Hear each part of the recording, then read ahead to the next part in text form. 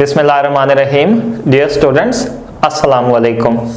बच्चों, अब हम इस यूनिट के लास्ट 3 टॉपिक्स जो रह गए हैं, अब इनको डिस्कस करते हैं। जो हम सबसे पहले टॉपिक आज डिस्कस करने जा रहे हैं वो बच्चों सिंपल पेंडुलम है। क्योंकि बच्चों आपको मालूम है कि अब हमने जब टॉपिक को डिस्कस करना होता है तो हमारे लिए अब ज़्यादा important cheese conceptual point of view होता है, और उसमें जो रिलेट होते हैं, जो फार्मूलाए जो रिलेट होते हैं, उनको डिस्कस करना होता है। तो बच्चों हम लोग जब इसको स्टडी करेंगे तो याद रखिएगा कि मैं इसके सारे के सारे जो मैथमेटिकल रिलेशंस हैं उनकी डिटेल में नहीं जाऊंगा, बल्कि जस्ट हम देखेंगे कि हमारे सामने जो जो मैथमेटिकल रिलेशन है एमसीक्यू के पॉइंट ऑफ व्यू से वो किस तरीके से इम्पोर्टेंट है, और उनसे जो एमसीक्यू डेवलप किए जा सकते हैं बच्चों उनकी पॉसिबिलिटीज के ऊपर हम लोग बात करेंगे। अब सिंपल पेंडुलम क्या है? बुनियादी तौर पर किसी भी एक वर्टिकल थ्रेड के साथ अगर हम एक मैसलेस ऑब्जेक्ट को हैंग कर लें तो इसको हम सिंपल पेंडुलम कहते हैं। बच्चों इसमें एक चीज याद रखिएगा कि जो length of the simple pendulum होती है वो कहां से कहां तक होती है, जिस पॉइंट पर आपने इसको हैंग किया है, यानी जो स्पोर्ट होती है जहां पर इसको हैंग किया जाता है, यहां से लेकर और बॉब के सेंटर तक।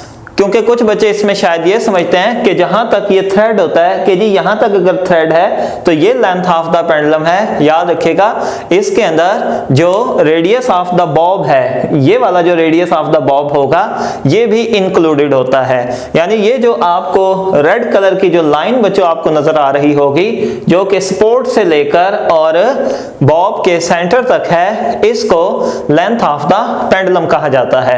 मैं इस चीज पर एम्फोसिस क्यों कर रहा हूं? क्योंकि आप लोग पढ़ चुके हैं तो हम इस चीज को कंटिन्यू इसी तरीके से करते हैं कि आपको मालूम ही है कि टाइम पीरियड क्योंकि लेंथ पे डिपेंड करता है, तो बच्चों को ये पता होना जरूरी है कि लेंथ होती कहां तक है। तो बच्चों ध्यान में रखिएगा कि रिजिड स्पोर्ट से लेकर और जो हमारे पास बॉब का सेंटर होता है यहां तक लेंथ ऑफ द पेंडुलम ली जाती है। अब बच्चों अगर हम इसकी इस पोजीशन में किसी भी पेंडुलम को तो याद रखिए इसके ऊपर 2 फोर्सेस एक्ट करती हैं। एक टेंशन है जो इसमें इस तरह ऊपर की तरफ एक्ट कर रही होती है, और दूसरा ऑब्जेक्ट का वेट है जो डाउनवर्ड एक्ट करता है। क्योंकि ये दोनों forces equal in magnitude but opposite in direction होती हैं तो एक दूसरे के इफेक्ट को कैंसिल कर देती हैं, और ये पेंडुलम इस जगह पर इक्विलिब्रियम में होता है क्योंकि इसके ऊपर नेट फोर्स 0 है।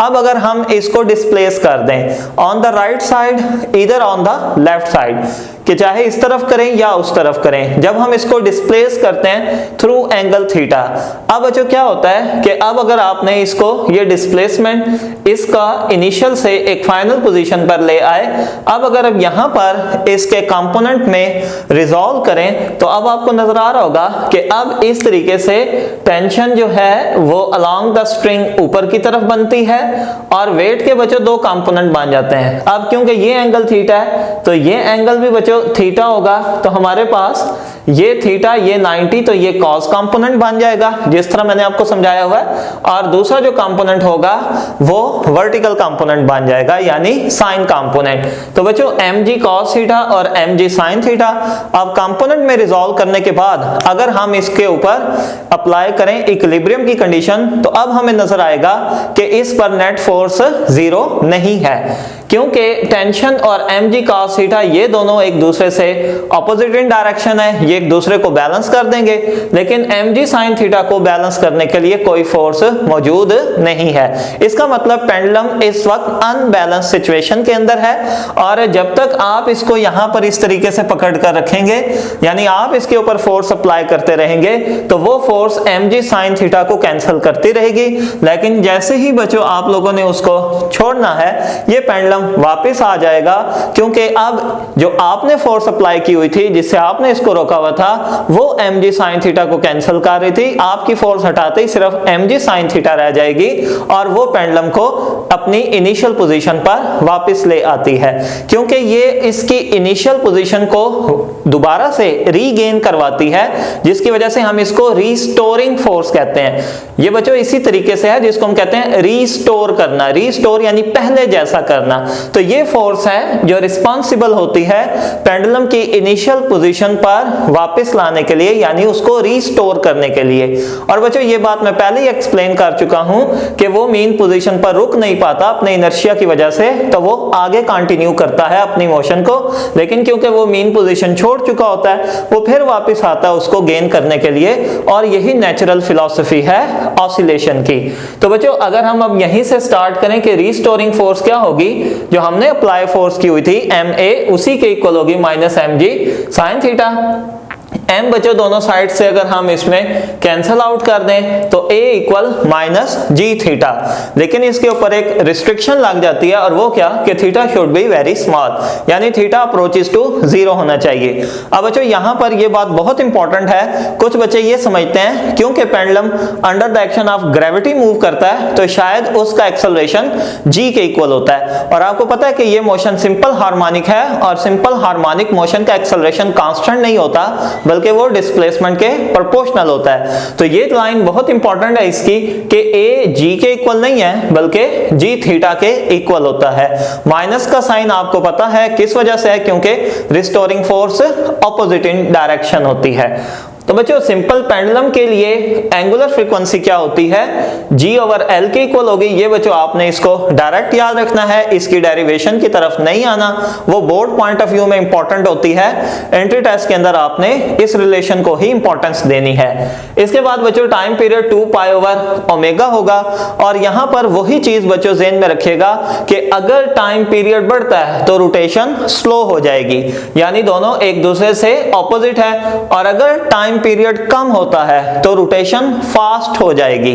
जी ये मैं लास्ट टाइम भी एस्पेक्ट जो है एक्सप्लेन कर चुका हूं, अब मैं इसकी डिटेल में नहीं जा रहा बच्चों। उसके बाद जब हम इन वैल्यूज को सब्स्टिट्यूट करते हैं ओमेगा को यहां पर, तो हमारे पास टाइम पीरियड का एक रिलेशन आ जाता है 2 pi square root l over G, और ये हमें रिलेशन एक्सप्लेन करता है कि जो टाइम पीरियड है इट डिपेंड्स अपॉन लेंथ पे डिपेंड करता है। किस तरीके से डिपेंड करता है, ये बच्चों इसका मैथमेटिकल रिलेशन है कि टाइम पीरियड डायरेक्टली प्रोपोर्शनल होता है square root of the length के, और उसके बाद t depends upon value of g, value of g के ऊपर ये डिपेंड करता है।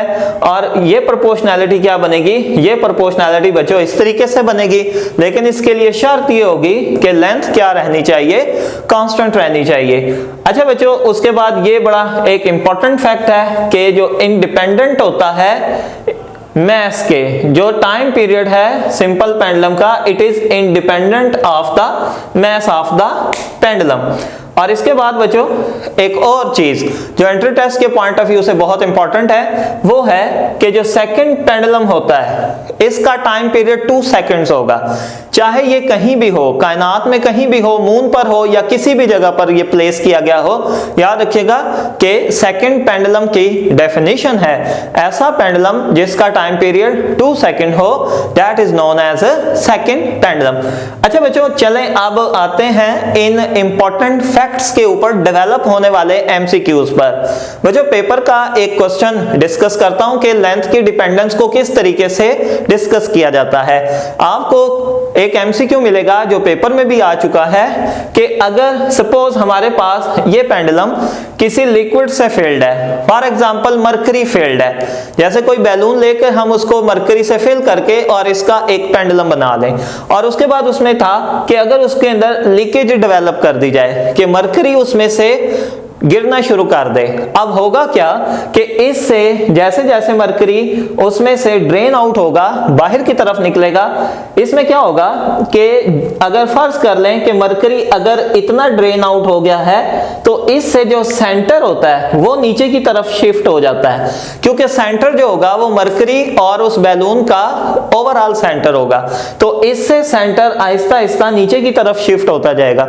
जितना ज्यादा ड्रेन होगा नीचे की तरफ शिफ्ट होगा, और जब सेंटर बच्चों नीचे की तरफ शिफ्ट होगा तो इससे लेंथ ऑफ द पेंडुलम क्या होगी, इंक्रीज हो जाएगी।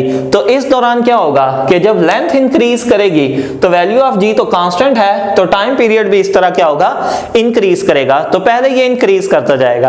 अब क्या होगा, जब सारा मरकरी ड्रेन आउट हो जाएगा तो सेंटर जो नीचे जा रहा था वो एकदम दोबारा बैलून के सेंटर पर आ जाएगा, क्योंकि अब मरकरी तो है नहीं, सिर्फ बैलून रह गया है, तो बैलून के सेंटर पर आ जाएगा। यानी लेंथ ऑफ द पेंडुलम पहले इंक्रीज होती रही और फिर एकदम डिक्रीज हो गई।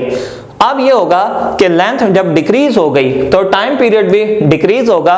तो उसकी करेक्ट ऑप्शन थी कि टाइम पीरियड इंक्रीज होगा देन डिक्रीज कर जाएगा। इसके बाद बच्चों जी के हवाले से अगर हम क्वेश्चन को देखें तो अर्थ जिस तरीके से ओवल शेप है, ये बच्चों इसको थोड़ा ज्यादा कुछ एग्जैजरेट किया है ताकि आपके जहन में रहे कि किस साइड पर रेडियस ज्यादा है। जी अर्थ का जो इक्वेटर रेडियस है, ये वाला रेडियस वो ज्यादा है किसके मुकाबले में, पोल्स के मुकाबले में, जिसकी वजह से क्या होगा कि वैल्यू ऑफ जी हमारे पास जो इक्वेटर और पोल्स पर है वो एक जैसी नहीं होती। वैल्यू ऑफ जी की वैल्यू कम होती है, लो होती है इक्वेटर पर, और इसकी वैल्यू ज्यादा होती है, हाई होती है पोल्स पर। तो अगर हम किसी भी सिंपल पेंडुलम को उसकी लेंथ को फिक्स रखकर अगर मूव करवाएं किस तरफ, इक्वेटर से पोल्स की तरफ, अगर हम इसको शिफ्ट करें कि ये इक्वेटर से जाए पोल की तरफ, तो इसके टाइम पीरियड पर क्या इफेक्ट होगा। तो बच्चों इसके टाइम पीरियड पर इफेक्ट ये होगा कि जी की वैल्यू क्योंकि कम से ज्यादा की तरफ जा रही है, और जैसे जैसे जी बढ़ेगा तो बच्चों जी अगर बढ़ रहा होगा तो अब आपके सामने है कि हमने लेंथ को क्योंकि फिक्स रखा है तो जी के बढ़ने से टाइम पीरियड क्या होता जाएगा, कम होता चला जाएगा। अच्छा बच्चों एक साल तो ये एमसीक्यू था, लेकिन नेक्स्ट ईयर एक ट्रिक की एग्जामिनर ने। अब उन्हें अंदाजा था कि टाइम पीरियड के हवाले से क्वेश्चन एक साल आ चुका है, अगले साल उन्होंने स्टेटमेंट को थोड़ा सा चेंज किया और स्टेटमेंट सॉरी यही रहने दी, बल्कि ऑप्शंस को नीचे चेंज कर दिया कि टाइम पीरियड पूछने के बजाय और पूछ लिया कि रोटेशन पर क्या इफेक्ट होगा, यानी एंगुलर फ्रीक्वेंसी या फ्रीक्वेंसी पर क्या इफेक्ट होगा। तो बच्चों अब आपके सामने है, जैसे मैंने आपको एक्सप्लेन किया कि जब हम लो वैल्यू से हाई वैल्यू की तरफ जाएंगे यानी जी बढ़ेगा तो टाइम पीरियड कम होगा, और जब बच्चों टाइम पीरियड कम होगा तो रोटेशन क्या होती चली जाएगी, फास्ट होती चली जाएगी। तो ये बात ध्यान में रखिएगा कि आपसे टाइम पीरियड पूछा जा रहा है या फिर रोटेशन का पूछा जा रहा है, तो बच्चे बड़े जरूरी है, तो ये बड़ा प्रेजेंस ऑफ माइंड रखकर इसका आंसर दीजिएगा।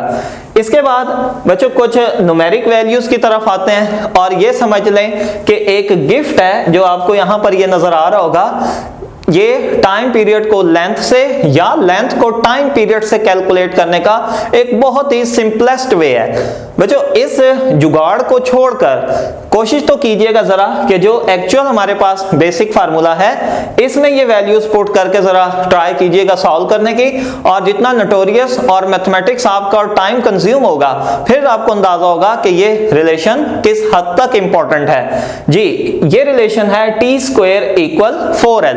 अब हम ये वाला क्वेश्चन इसी को लेकर सॉल्व करते हैं, और फिर आप बेशक घर पर प्रैक्टिस कीजिएगा इस मैथमेटिकल रिलेशन से ही इस क्वेश्चन को सॉल्व करने का। जी बच्चों क्वेश्चन क्या है कि for what length the time period is 1 second. Earth पर अगर हम ये चाहते हैं कि किसी भी एक पेंडुलम को डेवलप करना है जिसका टाइम पीरियड 1 सेकंड हो, तो उसके लिए हमें कितनी लेंथ चाहिए होगी। जी बच्चों अब हम क्या करते हैं, इस मैथमेटिकल रिलेशन को यूज करते हैं। जी अब हमारे पास टाइम पीरियड क्योंकि 1 सेकंड है तो ये 1 का स्क्वायर आ जाएगा इक्वल 4l आ जाएगा। 1 का स्क्वायर 1 होता है, 4 दूसरी तरफ जाकर बच्चों डिवाइड हो जाएगा, तो ये 1/4 यानी 0.25 मीटर या 25 सेंटीमीटर। अब बच्चों यही वैल्यू अगर आप यहां t को 1 पुट करके और 2 पाई लें और लेंथ को कैलकुलेट करें और वैल्यू ऑफ जी 9.8 करें जरा, तो आपको अंदाजा होगा कि ये उतने सिंपल तरीके से सॉल्व नहीं होगा। बच्चों इसी तरीके से आप बेशक अगर इसकी ऑथेंटिसिटी चेक करना चाहते हैं तो बेशक देख लें कि अगर हम टाइम पीरियड को यहाँ 2 सेकंड रखें तो उसके लिए लेंथ कितनी होगी। अब आपको अंदाजा होगा कि वो स्टैंडर्ड लेंथ 1 मीटर होती है, तो बेशक यहाँ चेक कर लें कि टाइम पीरियड को अगर 2 सेकंड रखा जाए तो 2 का स्क्वायर आ जाएगा और और 4 इंटू लेंथ आ जाएगा, ये कट जाएगा तो हमारे पास लेंथ कितनी आ जाएगी 1 मीटर। तो बच्चों इसके बड़ा इंपॉर्टेंट और बड़ा मजे का ये रिलेशन है कि जस्ट 2 स्टेप्स के अंदर और विद इन ऑलमोस्ट 20 सेकेंड्स आप टाइम से लेंथ या लेंथ से टाइम इसमें डिटरमाइन कर सकते हैं। इसके बाद बच्चों एक और न्यूमेरिक वैल्यू का क्वेश्चन हम लेते हैं जो कि वैल्यू ऑफ जी से रिलेटेड है। क्वेश्चन क्या है कि what will be the length of second pendulum on moon where gravitational acceleration is 1/6 of the acceleration present on the surface of earth. कि वैल्यू ऑफ जी अगर अर्थ की वैल्यू ऑफ जी से 1/6 है यानी 6 टाइम अगर कम हो तो वहां पर सेकंड पेंडुलम की लेंथ क्या होगी। एक और पॉइंट ऑफ व्यू बच्चों जो इसके अंदर समझने का है कि मून पर जब हम जाएंगे तो बच्चा शायद ये समझेगा कि सेकंड पेंडुलम शायद मून पर डिफरेंट होगा। बच्चों उसका टाइम पीरियड मैंने आपको जैसे अभी समझाया था 2 सेकंड ही होगा, लेकिन उसकी लेंथ अर्थ पर डिफरेंट होगी, मून पर डिफरेंट होगी, और अगर किसी और प्लेनेट पर वैल्यू ऑफ जी कुछ और है तो उसके अकॉर्डिंग उसकी लेंथ होगी। यानी सेकंड पेंडुलम की लेंथ यूनिवर्स में प्लेस टू प्लेस वेरी कर जाएगी, लेकिन उसका टाइम पीरियड वेरी नहीं करेगा क्योंकि वो फिक्स होता है बाय डेफिनेशन कि ऐसा पेंडुलम जिसका टाइम पीरियड 2 सेकंड हो उसी को सेकंड पेंडुलम कहा जाता है, वरना उसको सेकंड पेंडुलम नहीं कहते। चलें बच्चों अब आ जाते हैं इस क्वेश्चन के सॉल्यूशन की तरफ कि अगर अब हम इसको सॉल्व करें जी, इसके अंदर वैल्यू सब्स्टिट्यूट करें अगर, और ये वाला बच्चों रिलेशन है हमारे सामने, इसके अंदर ये वैल्यू सब्स्टिट्यूट करके, और याद रखिएगा हमें लेंथ को कैलकुलेट करना है। अच्छा बच्चों अब जब आपने इसमें लेंथ को कैलकुलेट करना है फिर एक काम कर लीजिएगा कि इसका स्क्वायर ले लीजिएगा जी। इस रिलेशन का स्क्वायर लेके जब आप इसको लिखेंगे तो ये आपके पास कुछ इस तरीके से आ जाएगा कि T square equal 4 pi square L over G, तो इसके इक्वल है। अच्छा बच्चों एक बड़ा इंटरेस्टिंग फैक्ट है जो अगर आप याद रखें तो कैलकुलेशन में आपकी बहुत ज्यादा हेल्प कर देगा कि जो पाई का स्क्वायर है ना 3.14 का स्क्वायर, ये ऑलमोस्ट वैल्यू ऑफ जी के इक्वल है, और यहां पर ये रिलेशन इसी जो सेंस को यूज करके डेवलप किया गया है जी। तो ये इसके साथ बेशक आप काट दें कि जो पाई स्क्वायर की वैल्यू होगी वो जी के साथ काटी जा सकती है, लेकिन बच्चों यहां पर तो वैल्यू ऑफ जी क्या है जी 1/6 है, जी प्राइम 1/6 है, तो इसका ख्याल कीजिएगा अर्थ पर तो इसको काटा जा सकता है लेकिन मून के हवाले से इसको कैंसिल नहीं किया जा सकता। तो अब इसको हम सॉल्व करके वैल्यू सब्स्टिट्यूट कर लेते हैं। तो टाइम हमारे पास बच्चों कितना है जी 2 सेकेंड है, तो 2 का स्क्वायर आ जाएगा, 4 पाई स्क्वायर आ जाएगा और लेंथ आ जाएगी, और जी प्राइम कितना है जी g/6 है, तो जी बच्चों नीचे आ जाएगा और 6 इसका ऊपर चला जाएगा। अब आप इसको कैंसिल आउट कर सकते हैं, और जब आप इसको कैंसिल आउट करेंगे ये कट जाएगा, और इसके बाद ये 4 है, ये 4 से कट जाएगा, 6 दूसरी तरफ चला जाएगा, तो बच्चों ये लेंथ कितनी आ जाएगी जी 1/6 मीटर आ जाएगी।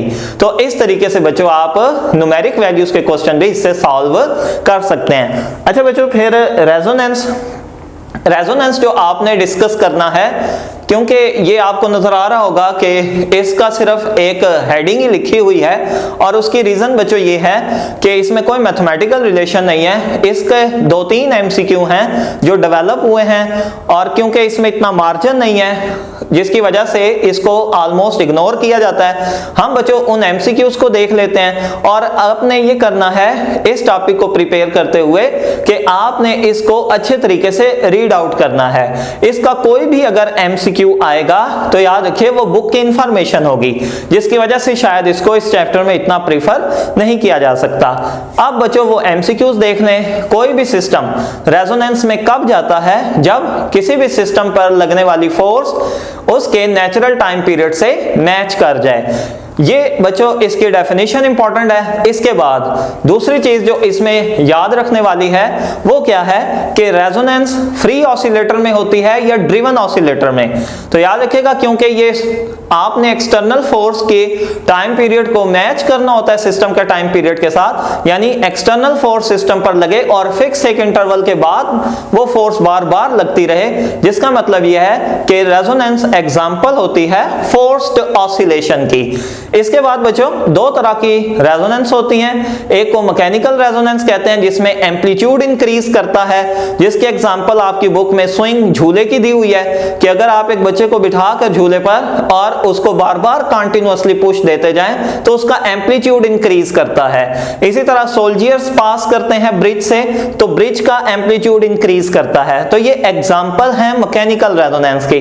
फिर आपने सेकंड ईयर में पढ़ा हुआ है कि जब आप एलसी सर्किट की फ्रीक्वेंसी को किसी एक्सटर्नल फ्रीक्वेंसी से मैच करते हैं तो वहां भी रेजोनेंस होती है। वहां बच्चों फ्रीक्वेंसी मैच की जाती है रेडियो स्टेशन के साथ और इसमें पावर इंक्रीज होती है या करंट इंक्रीज होता है। यानी इलेक्ट्रिकल रेजोनेंस के अंदर बच्चों पावर फैक्टर इंक्रीज करता है या करंट इंक्रीज करता है। तो ये इसको बेस बनाकर एक बड़ा ही मजे का एमसीक्यू उसने डिस्कस किया था एक पेपर के अंदर, और वो एमसीक्यू ये था कि अवन में जब हम खाना गर्म करते हैं तो ये कौन सी टाइप है रेजोनेंस की। अब बच्चों क्योंकि वहां पर खाना जब हम गर्म करते हैं तो हमें अंदाजा होता है कि हम इलेक्ट्रिसिटी यूज कर रहे हैं, तो बच्चों ने उसके अंदर डॉज हो गए और इलेक्ट्रिकल रेजोनेंस पे टिक कर दिया। हालांकि वहां थोड़ी सी बात समझने की ये थी कि वहां पर वेव्स प्रोड्यूस होती हैं जो खाने के मॉलिक्यूल्स के वाइब्रेशन को इंक्रीज करती हैं। वाइब्रेशन जब इंक्रीज होती हैं इससे एम्पलीट्यूड बढ़ता है और एम्पलीट्यूड का इंक्रीज होना मैकेनिकल रेजोनेंस की एग्जांपल थी। तो बच्चों ये बात याद रखिएगा कि माइक्रोवेव ओवन में जो खाना बनाया जाता है वो एग्जांपल है मैकेनिकल रेजोनेंस की। और बच्चों वहां पर जो वैल्यूज दी हुई हैं, वेवलेंथ गिवन है 24 सेंटीमीटर और जो फ्रीक्वेंसी की वैल्यू दी गई है जो माइक्रोवेव ओवन में प्रोड्यूस की जाती है वो वैल्यू भी बच्चों आपने अच्छे तरीके से याद करनी है। तो इसके बाद अब हम बढ़ते हैं next, energy conservation in simple harmonic motion. बच्चों इसमें आपने मैथमेटिक्स के घोड़े दौड़ाने हैं, जिस स्पीड से दौड़ा सकते हैं दौड़ा लीजिएगा। बोर्ड के ऊपर बच्चों जितने भी इससे रिलेटेड फार्मूलाए थे वो मैंने राइट डाउन कर दिए हैं। आपने बस पोजीशन देखनी है कि किस पोजीशन पर आपसे एनर्जी पूछी जा रही है और आपने उसके अकॉर्डिंग मैथमेटिकल रिलेशन यूज करना है। बच्चों तीन जगह पर तीन पोजीशंस पर एनर्जी के फार्मूले लिखे हैं। पहला मीन पोजीशन है, x इक्वल टू 0 का मतलब मीन पोजीशन है। उसके बाद in between mean position and amplitude, जो यहां पर एनर्जी देखेंगे किस तरीके से डिटरमाइन की जा सकती है। और तीसरी बच्चों हम देखेंगे कि एम्पलीट्यूड पर किस तरीके से कैलकुलेट की जाती है। बच्चों वही बात है, आपने इसकी कैलकुलेशंस पर नहीं जाना, चंद एक फैक्ट्स हैं जो ज़हन में रख लीजिएगा। जी सबसे पहला फैक्ट कि फोर्स कांस्टेंट नहीं होती। जब आप स्प्रिंग को स्ट्रेच करना शुरू करते हैं मीन पोजीशन पर कोई फोर्स नहीं होती, लेकिन आप उसको जितना ज्यादा स्ट्रेच करते चले जाते हैं आपको उतना ज्यादा जोर लग रहा होता है। इसका मतलब यह कि इस दौरान फोर्स कांस्टेंट नहीं रहती। तो हम जब वर्डन कैलकुलेट करते हैं तो एवरेज फोर्स लेते हैं, यानी 1/2 Fx। ये बच्चों सबसे सिंपल मैथमेटिकल रिलेशन है और बच्चों ये वही है जो हमने चैप्टर 17 में भी डिस्कस किया हुआ है, क्योंकि स्प्रिंग का स्ट्रेच होना ये एक्चुअली स्ट्रेन ही है जो हमने चैप्टर 17 में भी डिस्कस किया था। अच्छा बच्चों अब इसके बाद हम ले लेते हैं कि मीन पोजीशन पर जो एनर्जी होगी, याद रखिएगा ये उस वक्त है जब आपने जो स्प्रिंग है इसको स्ट्रेच करके छोड़ दिया और वो वापस आया मीन पोजीशन पर। तो फिर बच्चों एनर्जी कितनी बन जाएगी, 1/2 kx0² आ जाएगी। सॉरी ये है ही एक्सट्रीम पोजीशन पर, यानी x इक्वल x0 पर है। तो एक्सट्रीम पोजीशन पर एनर्जी बन जाएगी 1/2 kx0²। बच्चों यहाँ W से मुराद क्या होगा, टोटल एनर्जी है सिस्टम की, तो वो 1/2 kx0² हो जाएगी। और पोटेंशियल एनर्जी भी यहाँ 1/2 kx0² के ही इक्वल होगी। और क्योंकि अभी तक आपने मास स्प्रिंग सिस्टम को रिलीज नहीं किया, ये स्टैटिक है, मूव नहीं कर रहा, वेलोसिटी 0 है, तो जिसका मतलब इसकी काइनेटिक एनर्जी क्या होगी, 0 होगी। ये मैथमेटिकल रिलेशंस बन जाएंगे एक्सट्रीम पोजीशन के लिए। उसके बाद जब यहाँ से इसको रिलीज कर दिया जाता है और ये वापस आ रहा होता है तो कोई एक डिस्टेंस जो ग्रेटर देन 0 है, यानी मीन पोजीशन और एक्सट्रीम के कहीं दरमियान है, तो फिर बच्चों क्या बन जाएगा, एट x ग्रेटर देन 0 जो वर्क डन होगा यानी टोटल एनर्जी वो तो वही रहेगी according to conservation of energy, लेकिन पोटेंशियल एनर्जी कितनी बन जाएगी 1/2 kx²। अब बच्चों यहाँ पर ये बात बड़ी इंपॉर्टेंट है समझनी कि पोटेंशियल एनर्जी फंक्शन होता है x का यानी डिस्प्लेसमेंट का। अगर आपके पास डिस्प्लेसमेंट नेगेटिव भी हो यानी ये पॉइंट राइट साइड की बजाय यानी अगर मैं इस तरह खड़ा हूं राइट साइड की बजाय इसकी लेफ्ट साइड पर भी हो फिर भी पोटेंशियल एनर्जी पॉजिटिव ही रहेगी क्योंकि -x का स्क्वायर फिर से पॉजिटिव हो जाएगा। तो ये तरीका है। और उसके बाद बच्चों जो काइनेटिक एनर्जी होगी वो 1/2 kx02 1 - x² x0² होगी। अच्छा, अब आपको दोनों का कंपैरिजन में एक बात नजर आ रही होगी और वो क्या कि पोटेंशियल एनर्जी का तो फार्मूला बड़ा पिद्दू सा है, छोटा सा है, सॉल्व करना आसान है, लेकिन उसके बाद जो काइनेटिक एनर्जी है बच्चों उसने तो अन्नी पाई हुई है, इतने ढेर सारे फैक्टर्स हैं। तो इसमें ना एक फैक्ट है जो बड़ा मजे का है, इसको यूज कीजिएगा। आपको कभी भी अगर काइनेटिक एनर्जी को सॉल्व करने का कहता है ना तो आप काइनेटिक को सॉल्व करने के बजाय पोटेंशियल को ही सॉल्व कर लीजिएगा। और काइनेटिक एनर्जी हमेशा क्या होती है, ये टोटल से माइनस कर दें पोटेंशियल को, यानी पोटेंशियल कैलकुलेट कर लीजिएगा और टोटल तो हमेशा ही 1/2 kx02 होगी तो उसमें से माइनस कर दीजिएगा। तो इस तरीके से हम इसको सॉल्व कर सकते हैं। बच्चों यहां पर एमसीक्यू भी लिखा हुआ है, अभी इस चीज की भी प्रैक्टिस करेंगे कि इसको किस तरह टैकल करना है न्यूमेरिक वैल्यूज के साथ। फिर बच्चों एक और बात भी यहां ध्यान में रखिएगा कि 1/2 kx02 ये तो टोटल एनर्जी भी है, तो इसका मतलब ये हुआ कि काइनेटिक एनर्जी को टोटल एनर्जी के जरिए भी कैलकुलेट किया जा सकता है, यानी 1/2 kx02 को total energy of the system लिया जा सकता है और 1 - x² x0²। इस रिलेशन की सिग्निफिकेंस समझ लें क्या है, x0 एम्पलीट्यूड होगा और x क्या होगा, x बच्चों वो डिस्टेंस होगा मीन पोजीशन से जिस पर आप काइनेटिक एनर्जी डिटरमाइन कर रहे होंगे। फॉर एग्जांपल अगर आपको सिस्टम दिया जाता है कि ये जो एम्पलीट्यूड है किसी सिस्टम का ये 20 सेंटीमीटर है और आपको कहा जाता है कि 12 सेंटीमीटर पर डिटरमाइन करें काइनेटिक एनर्जी क्या होगी।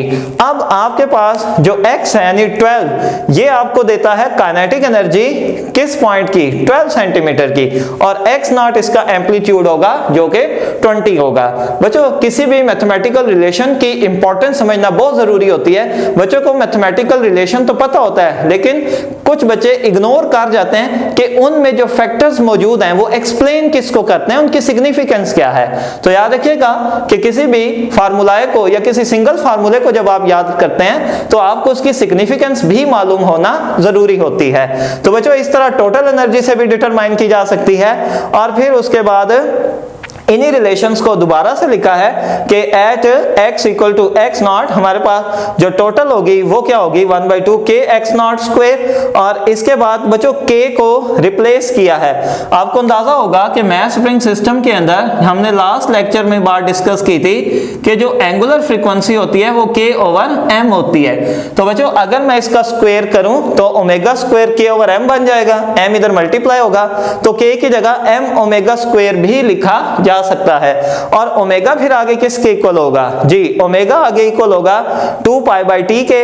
अब इसमें क्या है, इसमें एनर्जी, मास और एम्पलीट्यूड देकर टाइम पीरियड भी डिटरमाइन किया जा सकता है। यानी ये एक ऐसा मैथमेटिकल रिलेशन है जिसमें एनर्जी से टाइम पीरियड को डिटरमाइन किया जाता है। ये चीज आ जाएगी तो बच्चों पोटेंशियल एनर्जी कितनी बन जाएगी 1/2 kx02 और काइनेटिक एनर्जी हमारे पास 0 होगी।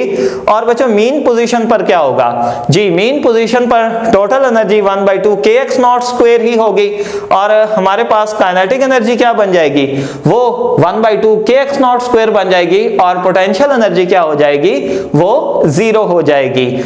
अच्छा बच्चों अब हम आते हैं इसके कुछ ग्राफिकल एमसीक्यूज हैं, इनको डील करते हैं और फिर इसके बाद कुछ न्यूमेरिक वैल्यूज के एमसीक्यूज होंगे, फिर उन पर बात करते हैं। जी बच्चों आपको याद होगा मैंने आपको बताया था कि दो तरह की सिंपल हार्मोनिक मोशंस आमतौर पर डील की जाती हैं, एक जो मीन पोजीशन से स्टार्ट होती है और एक एक्सट्रीम से स्टार्ट होती है। अब देखिए ये आपको अंदाजा होगा कि ये वो है, वो वाली सिंपल हार्मोनिक मोशन है जो मीन पोजीशन से स्टार्ट होती है। होती है। अब फॉर एग्जांपल आपको नीचे दो ग्राफ दिए जाते हैं, ये दो सेपरेट ग्राफ हैं, एक आपको ग्रीन कलर में नजर आ रहा होगा, एक रेड कलर में। अब अगर आपसे पूछ लिया जाए कि बताएं इन दोनों ग्राफ में से कौन सा ग्राफ काइनेटिक एनर्जी को प्रेजेंट करता है और कौन सा पोटेंशियल एनर्जी को करता है, क्योंकि बच्चों इस साल आपने देखा होगा कि टेक्स्ट बुक के अंदर ग्राफिकल प्रेजेंटेशन भी मौजूद है एनर्जी की।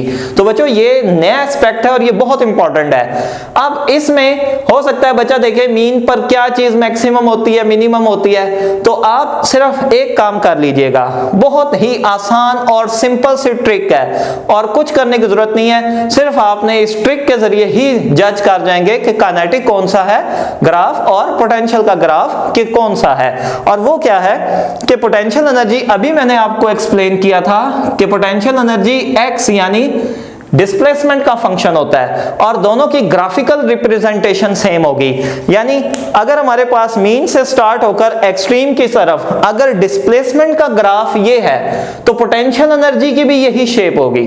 तो अब दोनों में से मैच कर लें कि ग्रीन और रेड में किसकी शेप है जो मैच कर रही है, तो बच्चों ग्रीन वाले की शेप इससे मैच कर रही है। इसका मतलब कि जो ग्रीन ग्राफ है ये हमारे पास किसका होगा, जी बच्चों ये पोटेंशियल एनर्जी का होगा, और जो दूसरा नीचे ग्राफ बना हुआ है ये काइनेटिक एनर्जी का होगा, क्योंकि काइनेटिक एनर्जी का ग्राफ वेलोसिटी डिपेंडेंट होता है और वेलोसिटी 90 डिग्री लीड करती है। तो 90 डिग्री क्योंकि लीड करती है जिसकी वजह से इस तरह का शेप जो होगा ये वेलोसिटी का ग्राफ बना था, और क्योंकि काइनेटिक एनर्जी वेलोसिटी डिपेंडेंट है तो यही ग्राफ काइनेटिक एनर्जी का भी होगा। तो बच्चों देख लेंगे बड़ा सिंपल सा है, जस्ट आपने शेप मैच करनी है। इसी तरह नेक्स्ट ग्राफ देख लें जी, इसमें mass spring system extreme position से स्टार्ट करता है। तो एक्सट्रीम पोजीशन से अगर स्टार्ट करता है तो अब पोटेंशियल एनर्जी का ग्राफ कौन सा होगा ये डिसाइड कर ले जी। दोनों के अंदर देख लें, ये भी एक्सट्रीम से स्टार्ट करता है, ये मीन से स्टार्ट हो रहा है। इसका मतलब क्या हुआ कि यही वाला जो ग्राफ है ये होगा पोटेंशियल एनर्जी का और नीचे वाला ग्राफ होगा काइनेटिक एनर्जी का। यानी बच्चों बड़ा सिंपल सा है कि आप मैच कर लें कि जो ग्राफ एक्स का है वही पोटेंशियल एनर्जी का होगा, दोनों की शेप हमेशा मैच कर जाएंगी, और ये जब मैच कर जाएंगी तो वो ग्राफ पोटेंशियल एनर्जी का आ जाएगा, तो दूसरा ग्राफ किसका होगा, वो काइनेटिक एनर्जी का होगा। और एक साल ये एमसीक्यू आ चुका है कि ये ग्राफ थे और साथ में ये लेकिन पूछा था कि टोटल एनर्जी का ग्राफ कौन सा होगा। तो बच्चों क्योंकि टोटल एनर्जी तो फिक्स रहती है, कांस्टेंट रहती है, वो तो चेंज नहीं होती, सो टोटल एनर्जी का ग्राफ क्या बनेगा, वो बच्चों स्ट्रेट लाइन बनेगा, वो इस तरीके से बनेगा, ये स्ट्रेट लाइन, ये ग्राफ होगा टोटल एनर्जी का। तो इस तरीके से स्ट्रेट लाइन जो बनेगी वो टोटल एनर्जी का ग्राफ होगा। और बच्चों एक और चीज जो एग्जाम में तो नहीं कभी डिस्कस की गई, लेकिन बहरहाल कुछ ब्रांड्स की बुक के अंदर आपको ये एमसीक्यू जरूर मिलेंगे कि फ्रीक्वेंसी पूछी जाती है कि फ्रीक्वेंसी जिससे एनर्जी ऑसिलेट करती है। अब बच्चों अगर हम देखें इस ग्राफ के अंदर तो यहां पर 0 है, ये T/2 है, ये T है, ये एक कंप्लीट टाइम पीरियड है मास स्प्रिंग सिस्टम का। अब अगर हम एनर्जी को देखें तो एनर्जी का तो साइकिल यहीं पर पूरा हो गया है, यानी ये इसने हाफ टाइम के अंदर T/2 टाइम के अंदर अपनी एक रेवोल्यूशन कंप्लीट कर ली है। याद रखिएगा कोई भी सिस्टम 0 से स्टार्ट होकर अगर दोबारा अपनी इनिशियल शेप में वापस आ जाए कि जिस तरह ये शेप है इसने फिर वही शेप रिपीट की है, तो हम कहते हैं कि यहां पर शेप रिपीट हो जाती है, वहां टाइम पीरियड कंप्लीट हो जाता है। इसका मतलब एनर्जी हाफ टाइम के अंदर अपनी रेवोल्यूशन कंप्लीट कर लेती है, और टी टाइम के अंदर तो बच्चों उसकी कितनी रेवोल्यूशंस बन जाती हैं, 2 रेवोल्यूशन। इसका मतलब कि जो एनर्जी है इसकी फ्रीक्वेंसी जो मास स्प्रिंग सिस्टम की फ्रीक्वेंसी होगी उससे डबल होगी, यानी ये 2 ऑसिलेशन ले लेगी एनर्जी उतने ही टाइम के अंदर। फिर इन्हीं ग्राफ से आप ये देख सकते हैं कि एक टाइम पीरियड के अंदर एनर्जी कितनी बार अपनी मैक्सिमम वैल्यू पर आती है। तो बच्चों देख लें एक टाइम पीरियड के अंदर एक बार यहां पर और एक बार यहां पर, यानी एक टाइम पीरियड में 2 बार एनर्जी अपनी मैक्सिमम वैल्यू पर पहुंचती है। कौन सी बच्चों? Potential energy. पोटेंशियल एनर्जी भी 2 बार पहुंचती है और काइनेटिक एनर्जी भी इसी तरीके से टाइम पीरियड के अंदर 2 बार अपनी मैक्सिमम वैल्यू पर आती है। तो बच्चों ये ग्राफिकल एमसीक्यूज हैं। अब इसके बाद हम देखते हैं न्यूमेरिक वैल्यूज के साथ। ये बच्चों क्वेश्चन है और उसके बाद ये आपके सामने ऑप्शंस लिखी गई हैं। अब आपने उसी तरीके से पॉज करके और मैच करना है अपनी ऑप्शंस को जी। तो पहला क्वेश्चन अब सॉल्व करता हूं मैं आपके सामने कि at what distance potential energy is half of the total energy. याद रखिएगा इस तरह की स्टेटमेंट हमेशा आपने इक्वेशन डेवलप करनी होती है। बच्चों आप स्टेटमेंट को अगर मैथमेटिकल फॉर्म में लिखने के काबिल हो जाएं, जो मैं आपको कई बार प्रैक्टिस करवा चुका हूं, तो बच्चों फिर इस तरह का क्वेश्चन सॉल्व करना प्रॉब्लम नहीं है कि जस्ट आपने क्या लिखना है कि पोटेंशियल एनर्जी इक्वल हो किसके? Half of the total energy. जी टोटल एनर्जी को मैंने W से प्रेजेंट किया हुआ है। अब देखिए ये जस्ट एक मैथमेटिकल इक्वेशन है। अगर आपने ये राइट डाउन कर ली तो इसके बाद इसको सॉल्व करना फिर प्रॉब्लम नहीं होगा जी। पोटेंशियल एनर्जी का फार्मूला लगा दें 1/2 kx स्क्वायर इक्वल 1/2 और फिर 1/2 kx नॉट स्क्वायर। कुछ बच्चे ये भी कंफ्यूजन में मार जाते हैं कि वो 1/2 देखते हैं कि पहले से लगा हुआ है तो फिर W का 1/2 राइट डाउन नहीं करते, तो ये कैंसिल हो जाएगा। आपके पास x स्क्वायर किसके इक्वल आ गया? x नॉट स्क्वायर बाय 2 के आ जाएगा। आप दोनों साइड का स्क्वायर रूट कर दें तो ये बन जाता है x not over under root 2। तो करेक्ट ऑप्शन हमारे पास क्या बन जाती है? बीटा बन जाएगा। अब बच्चों ये क्वेश्चन मैंने इसलिए भी राइट डाउन किया है अगेन कि बच्चा शायद यहां पर समझता है कि एनर्जी क्योंकि हाफ हो गई है तो शायद डिस्टेंस भी हाफ हो जाएगा। यानी अगर एम्पलीट्यूड x नॉट है, x नॉट पर पोटेंशियल एनर्जी मैक्सिमम होती है तो हाफ डिस्टेंस कवर करने के बाद पोटेंशियल एनर्जी हाफ रह जाएगी।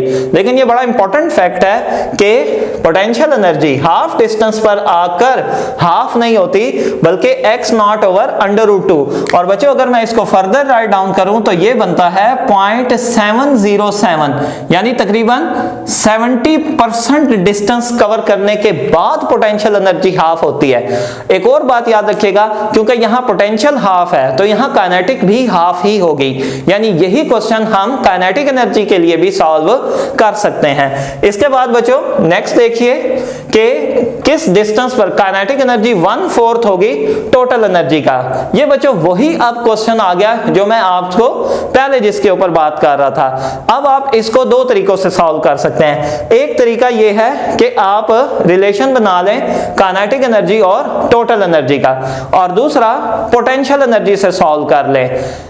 अब आपने दोनों में से जिसको ट्राई करना है वो कर लीजिएगा।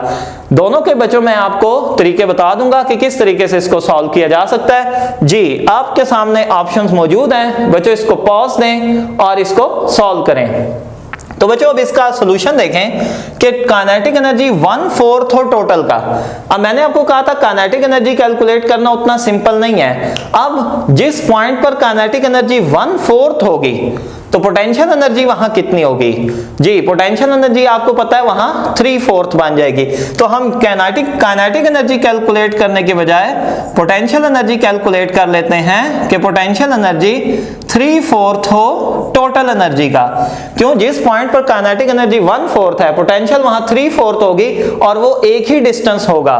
तो ये अब इसको अगर हम सॉल्व कर ले उसी तरीके से 1/2 kx स्क्वायर 3/4 और बच्चों फिर वही बात ध्यान में रखिएगा कि पूरा फार्मूला लिखिएगा 1/2 kx नॉट स्क्वायर 1/2 के दोनों तरफ से कैंसिल हो जाएगा तो x square 3/4 x naught square आ जाएगा। और इसके बाद जब आप दोनों साइड का स्क्वायर रूट करेंगे तो आपके पास जो करेक्ट आंसर आ जाएगा वो स्क्वायर रूट 3/2 x नॉट आ जाएगा। तो इस तरीके से आप इसको सॉल्व कर सकते हैं। बच्चों इसके बाद नेक्स्ट क्वेश्चन की तरफ के an object executing simple harmonic motion with energy this x not दिया हुआ है has kinetic energy 4 joule at x। यानी किस डिस्टेंस के ऊपर जो काइनेटिक एनर्जी होगी वो 4 जूल होगी। अब बच्चों आपने x डिटरमाइन करना है किसके साथ, टोटल एनर्जी के साथ। तो अब आप इस रिलेशन से इसको सॉल्व कर सकते हैं कि काइनेटिक एनर्जी हमारे पास क्या बन जाएगी, काइनेटिक एनर्जी इक्वल जी टोटल एनर्जी, हमें बल्कि काइनेटिक एनर्जी भी दी हुई है बच्चों, डायरेक्ट वैल्यू सब्स्टिट्यूट कर दें कि kinetic energy 4 joule, total energy 16 joule आ जाएगी और इसके बाद 1 minus X square over X naught का स्क्वायर। अब बच्चों बाकी आप लोगों ने इसको खुद से सॉल्व करना है और इसमें आपने x की वैल्यू डिटरमाइन करनी है in terms of x not. फिर बच्चों ये पेपर का क्वेश्चन है कि ratio of kinetic energy to total energy is, वो जो दूसरा मेथड जिसकी मैं बात कर रहा था जिससे काइनेटिक एनर्जी को डिटरमाइन किया जा सकता है, वो बच्चों मेथड ये है। इसमें फिर वो पोटेंशियल में चेंज करने की जरूरत नहीं है और वो क्या है कि यहां पर देखें कि ये टोटल एनर्जी है।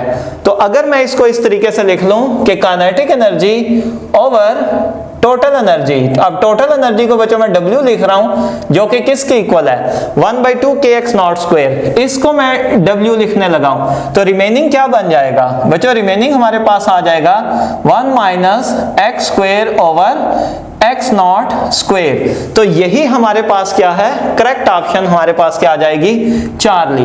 याद रखिएगा ये पेपर का एमसीक्यू है कि काइनेटिक एनर्जी जो होगी रेशियो टोटल एनर्जी के साथ वो ये है। अब यहीं से आप इसको सॉल्व कर सकते हैं कि ये जो क्वेश्चन था हमारे पास कि काइनेटिक एनर्जी 1/4 है टोटल का, अब आप इसको लिख सकते हैं कि kinetic energy 1/4 of the total. याद रखिएगा ये दूसरा मेथड है, ये भी आसान है, उतना कॉम्प्लिकेटेड नहीं है। Over W equal 1 minus X square over X naught square. जी ये कट जाएगा, उसके बाद ये 1/4 आ जाएगा और 1 minus X square over X naught square. अब बच्चों जब आप इसको सॉल्व करेंगे तो बेशक मैच कर लीजिएगा कि वही आंसर जो पहले था वही आंसर डेवलप हो जाएगा। तो ये भी एक तरीका है काइनेटिक एनर्जी को कैलकुलेट करने का टोटल एनर्जी से। फिर बच्चों जल्दी से आ जाएं एक बहुत ही इंटरेस्टिंग एस्पेक्ट कि अगर आपको इक्वेशन दे दी जाए, याद रखिएगा ये इक्वेशन किसी भी चीज को कैलकुलेट करने के लिए दी जा सकती है, डिस्प्लेसमेंट को भी, वेलोसिटी को भी, एक्सेलरेशन को भी। मैं आज आपको इसको एनर्जी पे अप्लाई करना सिखा रहा हूं कि इससे वैल्यू किस तरह आपने एक्सट्रैक्ट करनी है। फॉर एग्जांपल आपको दिया जाता है कि एक मास स्प्रिंग सिस्टम है जिसकी इक्वेशन दे दी जाती है और कहा जाता है कि जो मास अटैच है वो 2 kg का है, इसकी एनर्जी क्या होगी। अब आप यहां पर जब देखेंगे तो आपको होगा कि इक्वेशन डिपेंडेंट या इक्वेशन से रिलेटेड तो वहां कोई मैथमेटिकल रिलेशन ही नहीं है। तो याद रखिएगा अब आपने इसको मैच करना है बेसिक इक्वेशन के साथ कि x इक्वल होता है x not cos of omega T. तो सारी वैल्यूज अब आपने कंपैरिजन से ऑब्टेन करनी है। अब आपके पास x नॉट क्या बन जाएगा जी 0.25 x नॉट आ जाएगा और ओमेगा किसके इक्वल आ जाएगा जी, ओमेगा की वैल्यू 10 रेडियन पर सेकंड आ जाएगी। अब आपने एनर्जी डिटरमाइन करनी है। अब किस रिलेशन से आप इसको कैलकुलेट कर सकते हैं बच्चों, अब आपको मास गिवन है, x नॉट गिवन है और ओमेगा गिवन है। तो सबसे सुटेबल रिलेशन इसके लिए हमारे पास ये वाला बन जाएगा कि यहां पर वैल्यू सब्स्टिट्यूट करके हम इसको सॉल्व कर सकते हैं। तो बच्चों इसकी वैल्यू सब्स्टिट्यूट करके और अब हम देखते हैं कि कौन सी ऑप्शन इनमें से करेक्ट है। तो ये बन जाएगा 1/2 मास हमारे पास बच्चों 2 kg दिया हुआ है, ओमेगा की वैल्यू यहां पर 10 है तो ओमेगा स्क्वायर कितना बन जाएगा हमारे पास 100 आ जाएगा इनटू एक्स नॉट का स्क्वायर। अब एक्स नॉट कितना है 0.25। अब बच्चों अगर आपने 0.25 लिखकर स्क्वायर किया तो फिर आपकी उम्र वहीं गुजर जानी है स्क्वायर करने में। इस तरह के नंबर्स को फ्रैक्शन के अंदर लिख लें। 0.25 किसके इक्वल होता है बच्चों 1/4 के इक्वल होता है। तो इसको 1/4 का स्क्वायर करके लिख लें। ये चीज देखिए आपकी कैलकुलेशन आसान बना देगी। 2 कैंसिल हो जाएगा, 100 आ जाएगा और 1/4 का स्क्वायर 16 हो जाएगा। और अब आपको पता है 16 6 96 होता है, तो इसके जो आंसर आ जाएगा वो अबाउट कितना बन जाएगा, 6 जूल के करीब इसका आंसर आ जाएगा।